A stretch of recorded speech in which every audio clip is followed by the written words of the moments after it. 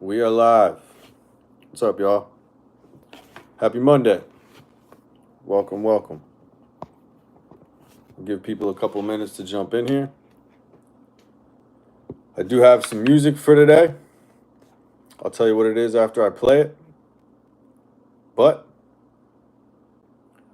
I'll give people a couple minutes. I'm going live a little later than usual. I'm playing with some time, so we'll see when the best time is. In my cup, I got green tea today. It's been one of my favorite drinks lately. The only thing is, I went to Costco. I got the Kirkland brand green tea, and I'll be honest, I don't like it so much. So I'm going to go back to the one I had before. I was just getting it from Wawa. What's up, Mateo? Much love. Welcome, welcome. Thank you for jumping in here. I appreciate that like as well. I'm going to give it about 20 or 30 seconds. We'll hang out before I play a song, and then we'll jump into it. So hopefully nobody's in a big rush. We'll take a little extra time on YouTube today compared to the way I go live on Instagram. Before I go live on YouTube, I do go live on Instagram real quick. Doesn't take very long. I kind of run through it real fast. So people that need a quicker message, Instagram's probably the place to get it. But I noticed that I personally, when I'm watching YouTube videos, I'm usually hanging out, eating something, right? Eating some ice cream, drinking something, doing cardio, doing something where a little extra time to kill isn't the worst thing in the world. So try to pay that forward a little bit. I haven't done this because personally I like to eat and then hop on camera, but I will say when I was coming up a little bit, trying to gain some weight, I was eating a lot of meals by myself. So something that I found to be a lot of fun was watching like a Rich Piana video and eat while he ate. As you know, whatever that might sound like, gives you a little bit of company. It does whatever it is. Sometimes it's nice to do it with somebody. So depending on how people feel, maybe I'll do that sometime. But typically I try not to eat on camera unless I absolutely have to. You know what I mean? But welcome, welcome. It's a happy Monday. The ruling planet for Monday is the moon. You could call it Moon Day if you want.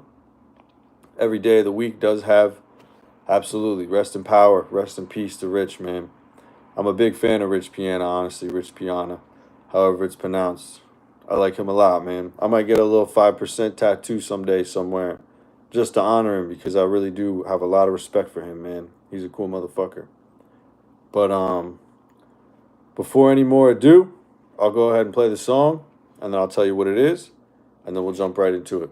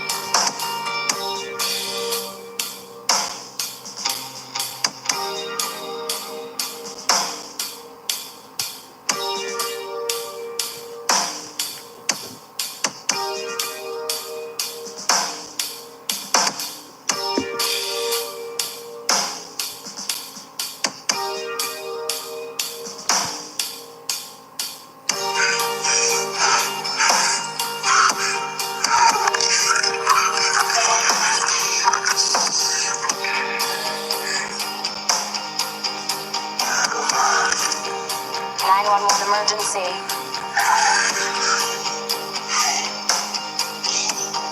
need an ambulance. I have you at 9212 West 3rd Street in Los Angeles. Yes, room number 2. What's the emergency? There's been a suicide. Who's the victim? I am.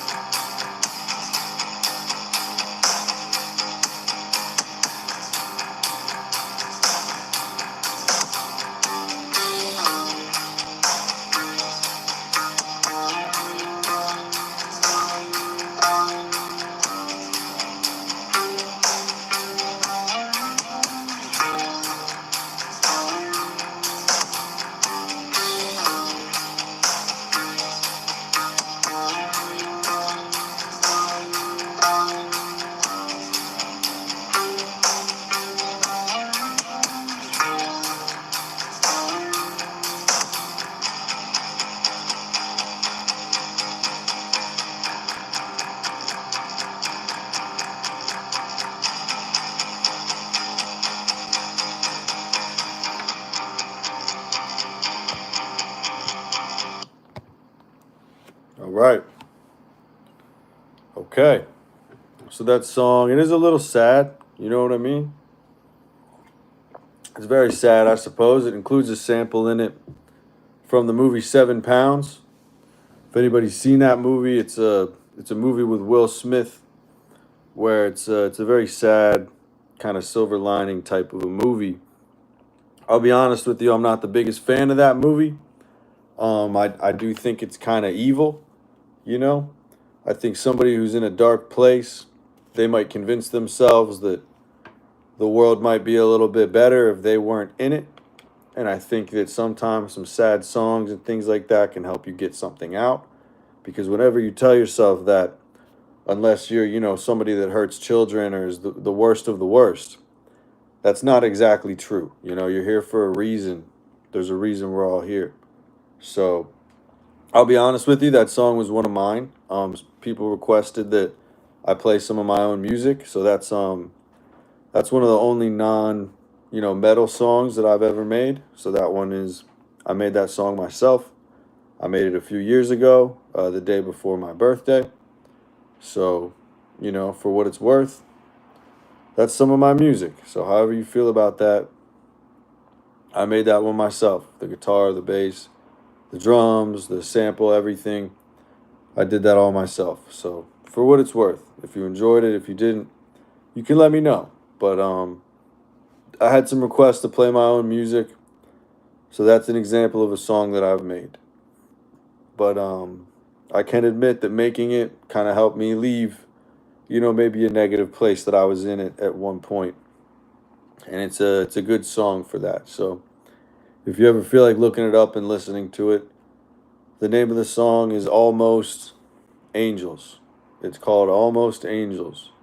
And it's by my band, which is my last name backwards. So it's ELWAR. Kind of Spanglish for the war. You know what I mean? El War. So El War. That's the identity that I use to make music. So if you ever want to check that out, you can go right ahead. That's up to you. If not, no worries. You know what I mean? But yeah, so now that the song's out of the way, there is a message for today. The message for today's video is, you know, when you show up to deliver, when somebody asks you to do something, when somebody buys something from you, do you show up to bless people? Do you show up blessing? Or do you show up guessing? You know what I mean? Now, I'll be honest with you, a lot of coaches, a lot of sales coaches, a lot of business coaches, what they'll do is they'll tell you capture funds from people. If somebody wants to pay you, take their money, right? And then after you take their money, figure out if you can fill the order or not. But I'll be honest with you, I don't like to conduct life or business like that, as you may be able to tell or not be able to tell.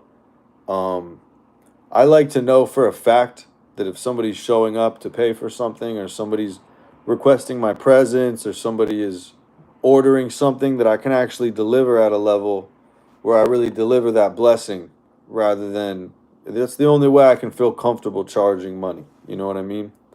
I wouldn't feel comfortable collecting money from people and then not delivering.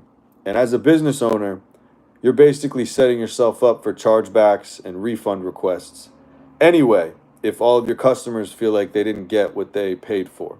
So, on a business CEO level, it's very important not to guess if you can deliver. It's very important to bless when people pay you. But I also think it goes beyond that. As a human, as a man, as a woman, right? If you make a commitment to somebody, are you guessing that you're going to be able to fulfill that? Or are you going to be able to bless whatever it is that you're going to, be a part of? And you can take that a step farther, where before you even walk into a room, or before you go out into public, are you going out into public to guess at certain things? Or are you going out with the intention to bless something and bless somebody and be a blessing to yourself and the world around you? So that's something I've had to ask myself a lot of times. And I can admit, back when I was in the world of advertising, I did a lot more guessing. I would be put on accounts, I would be given clients, I would be given projects, I would be given creative tasks, I would be given instructions to sell something. And I wouldn't really know if I was even going to be able to deliver on that, right? And there are a lot of people who, in their career and in their field, are guessing at their job and their day to day and kind of everything they're doing. So that's part of why I switched over to this industry, and why I gave up that career for this one. Is I have never felt personally, no disrespect to people who have figured it out, but I've never personally felt blessed by an advertisement. I haven't. You know what I mean? I'll just be honest with you. The things that I've felt blessed by are the spirits I work with, certain people I know, my animals, right? Certain family members, and something like the gym, right? I feel blessed by the gym. I feel blessed by doing good business and cultivating good business karma and delivering something to people that they actually want, that actually does something for them. So I think that for you to be able to bless other people, you have to somehow be blessed as well. And I think that a lot of people, if they deploy gratitude, can find areas right now where you're very blessed. But also, you have to move towards that sometimes, right? Sometimes you have to leave a state of guessing to reach that state of blessing. So I would encourage you to not give your money to people who are guessing. I would encourage you not to give your time to people who are guessing, because there's people who actually know how to be a blessing to you and other people if you give them the opportunity to, right? So the question that I ask myself often, that I would challenge you to ask yourself also, is, do you bless or do you guess when you operate, when you move around, and when you interact with people in the world and in nature? You know what I mean? Which is it? Which is it that you're doing, right?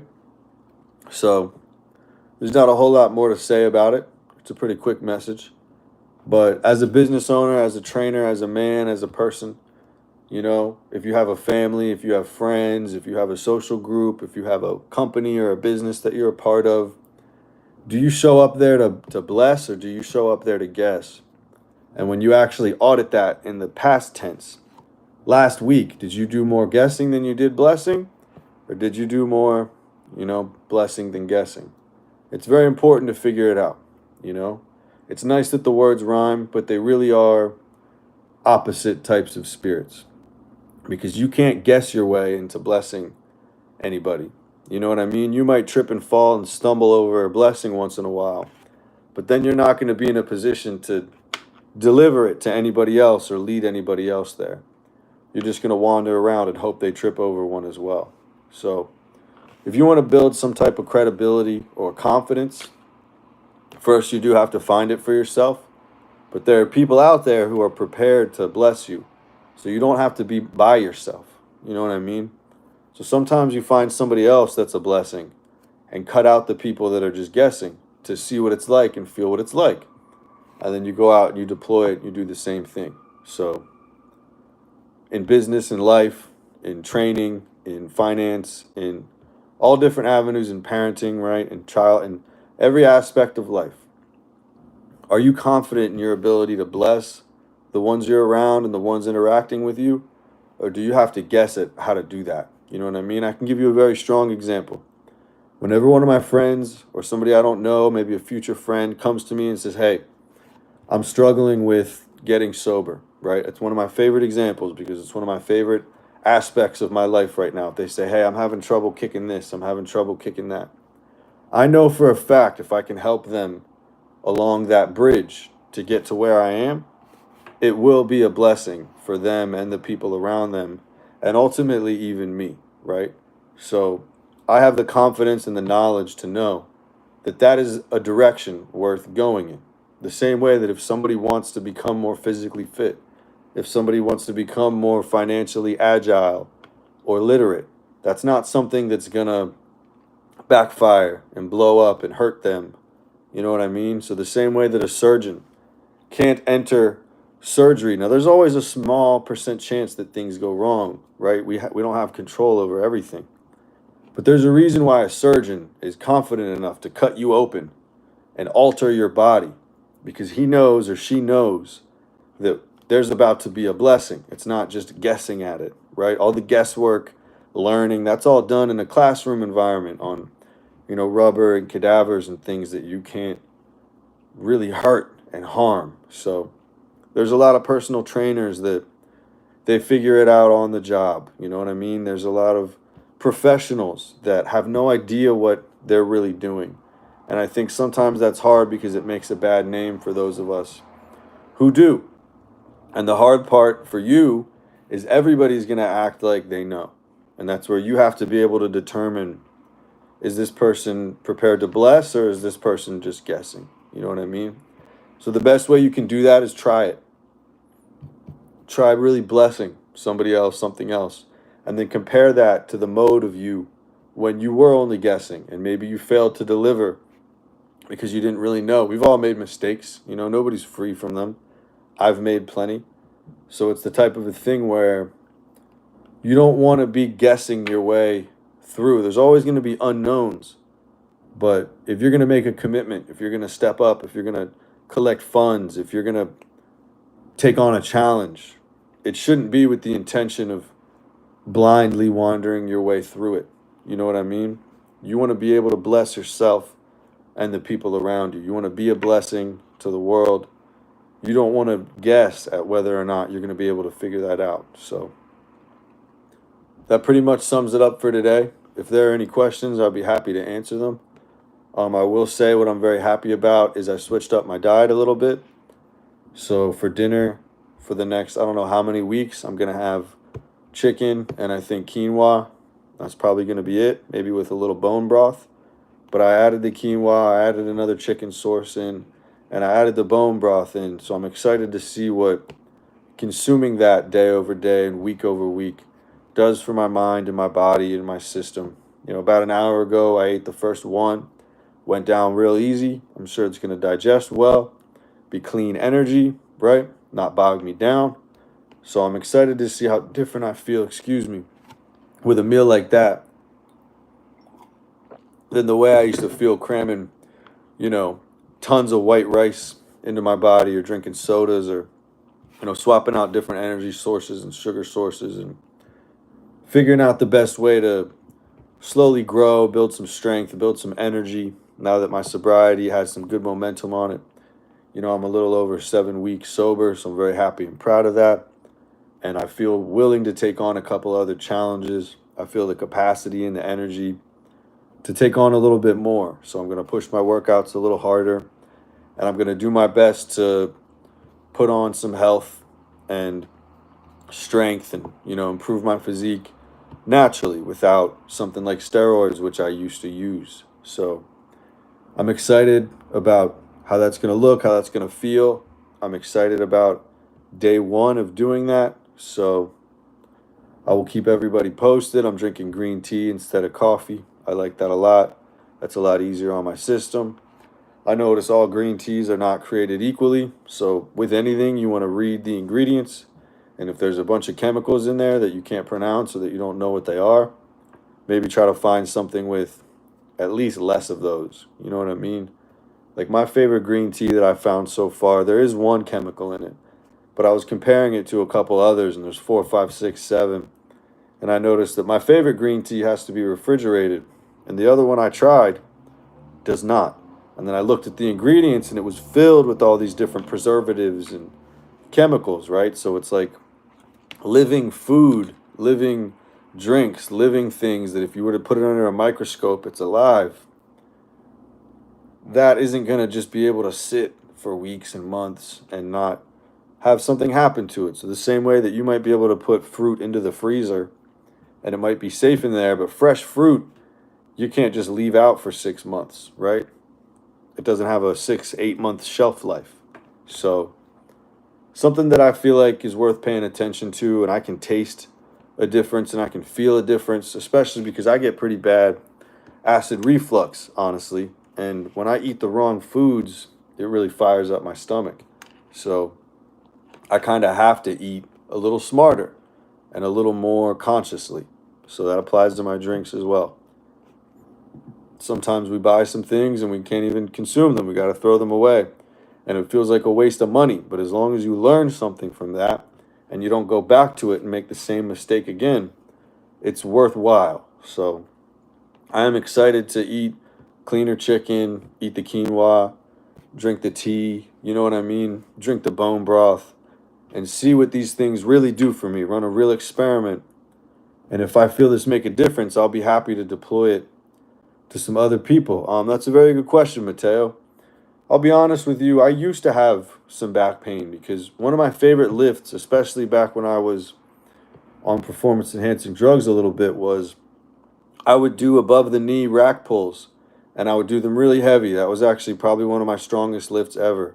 Is I was about 140 pounds and I was able to do 4 or 5 plates depending on the day of rack pulls above the knee. And a couple times I was really almost lazy where I skipped my warm up and I wasn't really focused and dialed in, and I hit a couple really bad reps and I really hurt myself to the point where for the next couple days I couldn't walk, I couldn't breathe right, and I really hurt my back doing that. So the thing that I notice is after that experience, I try not to really push to that point. I'm much more conscious. I'm much more conscious with my repetitions when I'm doing really heavy weight, close to the limit that my body has. Even when I'm on the stairs in the morning, I'm very conscious of my core and how it's activating and how it's moving around. And I'll tell you, I have what's called an anterior pelvic tilt, APT, an anterior pelvic tilt, which means my lower back is extra tight and my lower abdominals are a little elongated. So I have to make sure that I keep my hamstrings very strong. I have to keep my abdominal wall very strong. And also I have to keep my hips and my glutes very strong, because one thing I've learned about the body is if an area starts to become weak, it will give the load to other areas. What's going on, G. Doyle? Welcome, welcome. Thank you. Absolutely.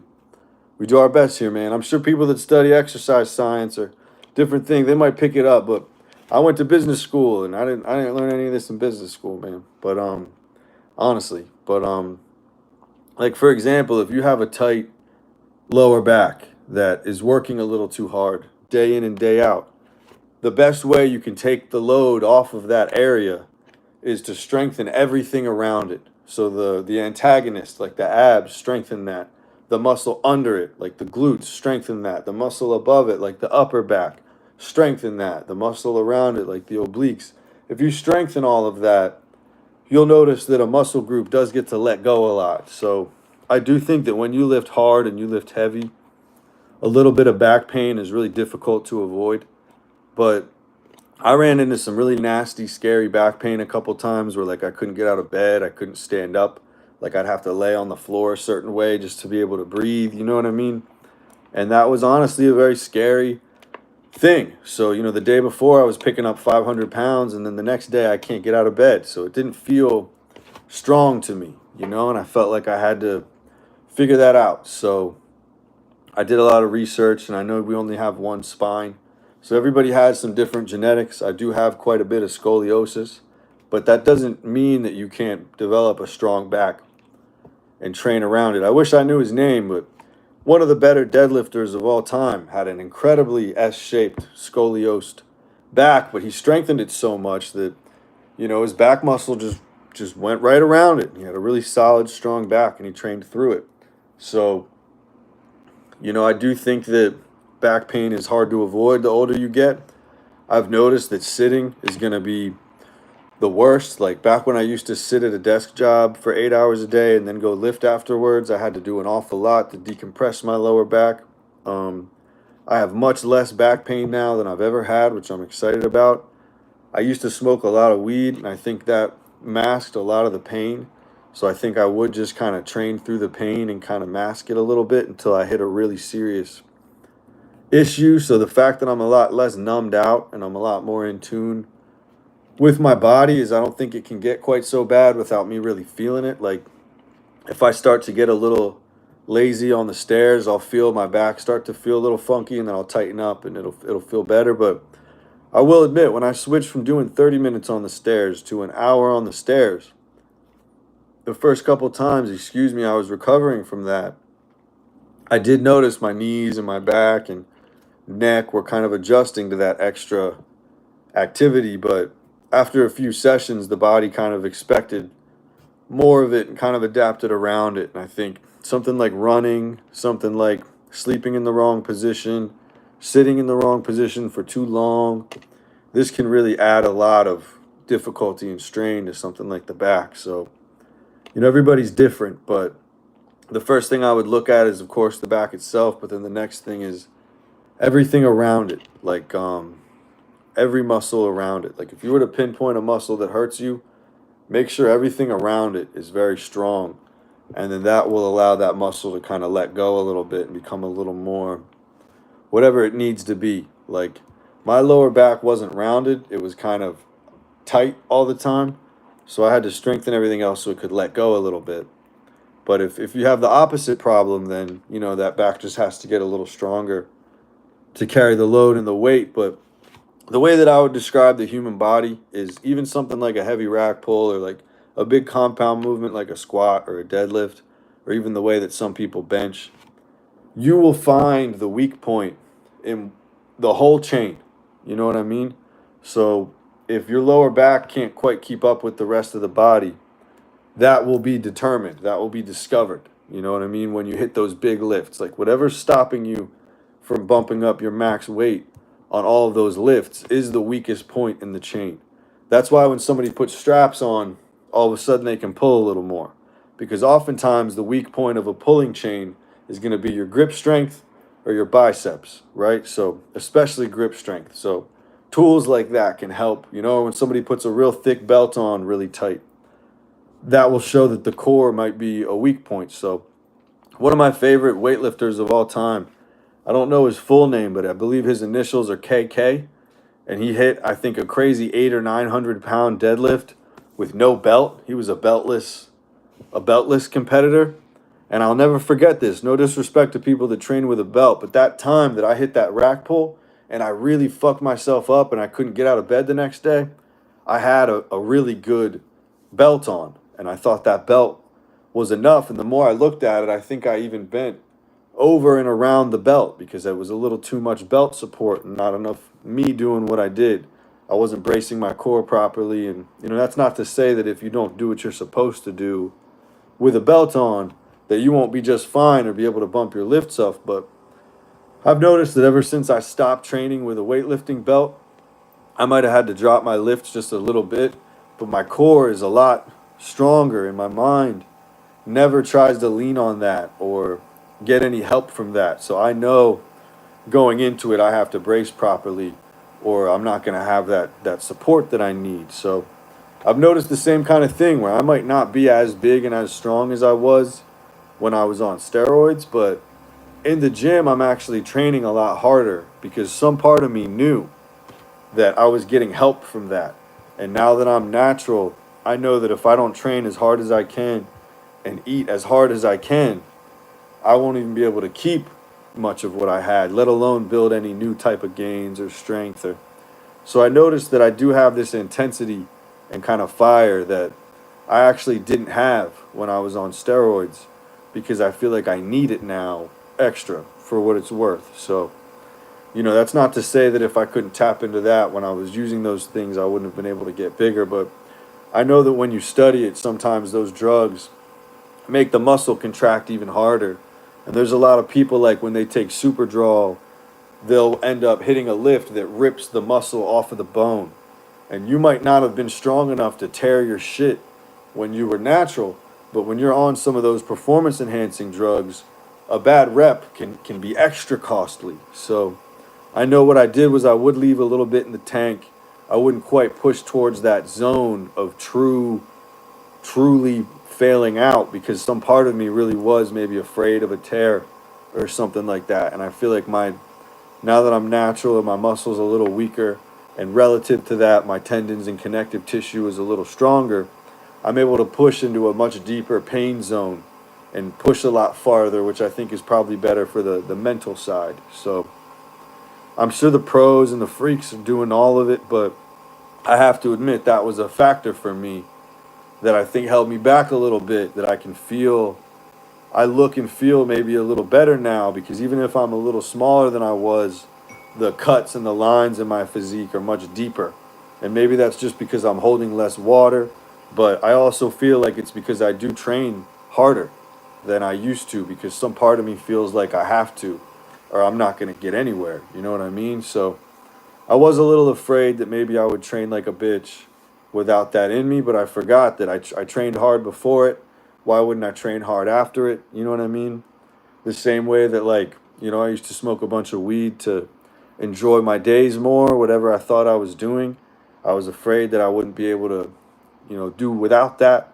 But I feel like, ironically, in hindsight, now that I'm off of it, it was actually holding me back a little bit, taking time, taking money, taking energy from me that could have made things more fun, and now kind of is. So, that's definitely a good question.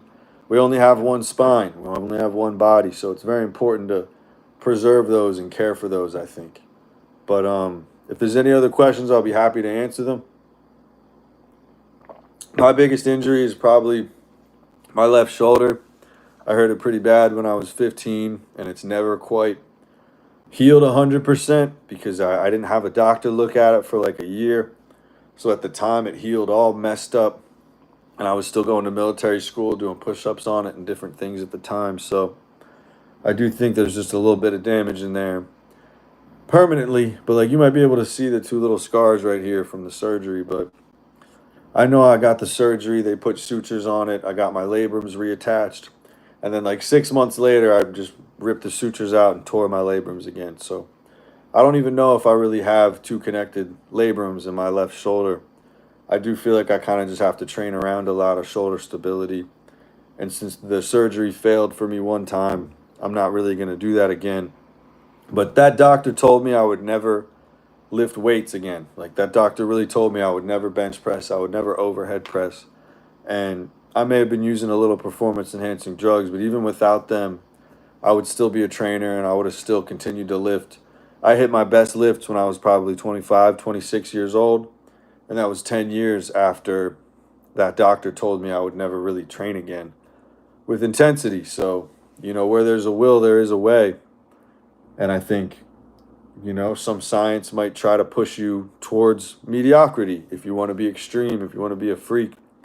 A lot of medicine is designed to deal with averages and ranges. But I'm also starting to realize that sometimes it's okay to be a little more average if you get to live longer and be healthier. You know what I mean? That's not the worst thing in the world if you also get to have a more normal physiology and health. So I do remember when I was in the hospital, I was very afraid because I didn't know what was wrong with my body. I didn't know if it was the steroids. I didn't know if it was all the weed. I didn't know if it was something else, right?